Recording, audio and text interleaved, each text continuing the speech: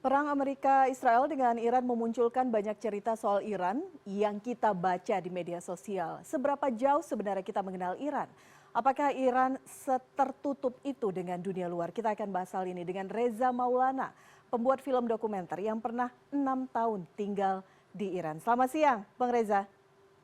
Siang kakak, selamat siang kembali semua teman-teman Bang Reza dulu yang pernah sedang menyaksikan. tinggal sekitar kurang lebih 6 tahun ya di Iran Iya, gitu ya benar. untuk belajar. Mm-mm. Mengapa saat itu memilih Iran untuk tujuan studi Anda? Saya memilih Iran tuh dulu bukan semata-mata karena faktor akademik, tapi karena saya melihat Iran sebagai ruang pertemuan antara ilmu, peradaban, dan ruang perjuangan. Yang dimana Iran bukan hanya tempat belajar di kelas yang pada saat itu orang-orang berpikir kalau mesti belajar ya di Indonesia juga bisa. Tapi juga dia tempat memahami bagaimana sebuah bangsa itu berkembang dengan identitasnya. Yang paling menarik di Iran adalah mereka sangat menjunjung tinggi nilai kemanusiaan. Itu yang membuat saya pengen mengenal Iran lebih jauh. Oke, nah Bang Reza kan tadi itu ya, pasti ada sebelumnya mendapatkan informasi, mendapatkan gambaran Iran itu seperti apa sebelum berangkat gitu, sebelum pindah ke sana. Benar, Setelah benar. Anda tiba di Iran, apa yang kemudian berubah begitu? Apa yang Anda lihat dari Iran? Oke, ketika saya di sana, paradigma orang tentang Iran, hal-hal negatif orang tentang Iran itu saya berpikir Iran ini adalah negara yang ekstrim teroris dan banyak hal-hal yang mengerikan. Tapi ketika saya sampai di sana, semua itu memang tidak sesuai dengan apa yang disampaikan. Faktanya tidak sesuai, tidak seperti berita-berita yang disampaikan di media lokal maupun internasional. Ketika saya sampai di sana, hal yang paling saya kejutkan adalah mazhab mereka. Tapi kita di sini nggak berbicara mazhab karena itu konteksnya akan lebih jauh nanti kalau kita panjang lagi bicara itu. Tapi yang menarik, mereka adalah negara yang dengan kekuatan antusias kemanusiaannya itu menjunjung tinggi nilai-nilai Islam dan bahkan kalau kita bilang uh, ketaatan mereka terhadap beribadah terhadap apa namanya menjunjung tinggi hari-hari lahirnya Islam itu sangat kental daripada Islam itu sendiri gitu. Itu yang membuat saya dan khidmat ini di sini adalah orang Iran ketika ada perayaan-perayaan mereka tuh sangat senang membagi makanan-makanan gratis kepada semua warga yang ada di negara Iran, baik itu warga asing maupun warga lokalnya sendiri. Tapi ada tradisi tersendiri begitu yang mungkin berbeda sehingga Bang Reza ketika berada di Iran mau tidak mau harus Oke, menyesuaikan diri dengan tradisi dan budaya di sana. Mungkin ada kejadian yang tidak terlupakan begitu? benar. Yang saya sangat teringat di kepala saya sampai saat ini adalah saya pertama kali di sana itu masih takut dengan budaya Iran yang perayaan Asyura itu katanya pukul-pukul badan. Kan ada tuh di berita ramai dibicarakan. Nah, katanya itu adalah tradisi yang mengerikan, yang sesat gitu. Saya menemukan itu dan saya punya teman orang Afghanistan, dia mengajak saya, dia bilang gini, Rezo, Yekbor Boyat Birin enjoy makone masalan, itu bahasa Parsinya seperti itu.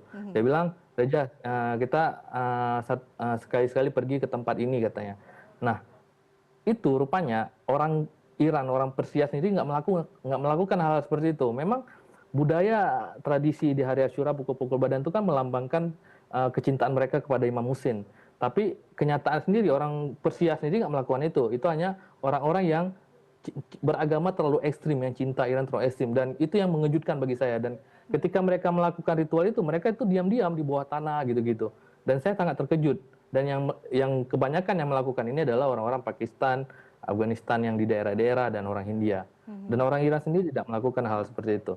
Nah makanya statement Rahbar ataupun yang almarhum, kalau kita sekarang nih orang orang Indonesia, orang di seluruh dunia kita sedang menjadi anak yatim karena kita kehilangan sosok bapak revolusi yang memang betul-betul sangat kita panuti dan saya sangat mengagumi beliau sempat mengatakan ketika ada hal-hal yang melenceng dari ajaran agama itu akan kita tangkap dan kita akan memberikan sanksi kepada mereka termasuk ritual-ritual keagamaan yang berlebihan. Itu kata-kata menarik yang dari Rabai sampai sekarang saya sangat mengagumi beliau dan saya sering membaca artikel-artikel tentang beliau. Menarik nih perspektif dari Reza yang sampaikan tadi, karena memang mungkin informasi yang berbeda diterima dunia internasional begitu tentang tradisi di sana. Nah, kita berbicara mengenai Iran, sekali lagi dunia mungkin melihat Iran sebagai tempat yang sangat ketat gitu. Tapi sebenarnya potret kehidupan sosial di sana seperti apa, Bang Reza, terutama generasi mudanya? Oke, bicara tentang Iran, ini fakta yang menarik yang saya temukan selama saya 6 tahun di Iran. Saya menyaksikan realitas yang seringkali berbeda yang disampaikan di media. Misalnya nih, Iran bukan negara yang terorganisasi secara total gitu. Seperti misalnya dikabarkan kehidupan yang berjalan normal, misalnya kehidupan kampus-kampusnya juga berjalan normal. Bahkan anak-anak mudanya sendiri itu rutinitas sehari-harinya belajar, murajaah dengan teman-teman, dan bahkan mereka produktif dengan kesibukan sendiri. Jadi anak-anak muda di Iran itu yang membuat saya kagum dengan orang Iran, baik itu orang tuanya, anak-anak mudanya, mereka tidak ada waktu untuk memikirkan urusan orang lain. Mereka sibuk dengan pembelajaran sendiri, pengetahuan sendiri, sibuk dengan hal-hal yang positif. Makanya ketika kita sampai di negara itu, kita menjadi positif karena kita nggak ada waktu untuk ngurusin hal-hal yang nggak penting gitu. Yang kita lakukan tuh selalu bermanfaat gitu. Atau karena memang fokus, karena memang informasinya tidak terlalu banyak diterima, apakah betul begitu ada sensor internet, media sosial, dan apakah ini menjadi salah satu kendala juga di sana? Ini yang menarik. Iran, saya sebagai pembuat dokumenter, pengalaman saya mengambil gambar itu sudah sangat jauh. Saya pertama sampai di sana, saya aja udah ditangkap di bandara. Ketika saya sampai di bandara, pertama kali saya sampai di Iran, saya bawa alat-alat kamera dan segala macam, saya ditangkap, dikira saya teroris. Karena saking ketatnya penjagaan mereka terhadap orang-orang yang datang asing, mereka sangat ketat pengawalannya. Dulu kan saya bawa mic tuh, Sennheiser tuh. Jadi di bandara saya ditangkap, dikira kamu siapa gitu, dari mana? Saya bilang saya pelajar, saya datang dari Indonesia. Nah, ketika diperiksa, oh ya ini mic, kata dia, silakan yang masuk. Udah oke. Ketika saya sampai di sebuah tempat belajar saya yang namanya Kota Qum, ini dikenal sebagai kota suci. Ini perlu diketahui dulu, saya 6 tahun di Iran, 1 tahun saya studi kursus dokumenter dan sisanya saya melanjutkan studi hubungan internasional, spesifik kajian geopolitik. Nah, hal menariknya 1 tahun ini saya terus nih mencari kajian-kajian budaya tentang Iran.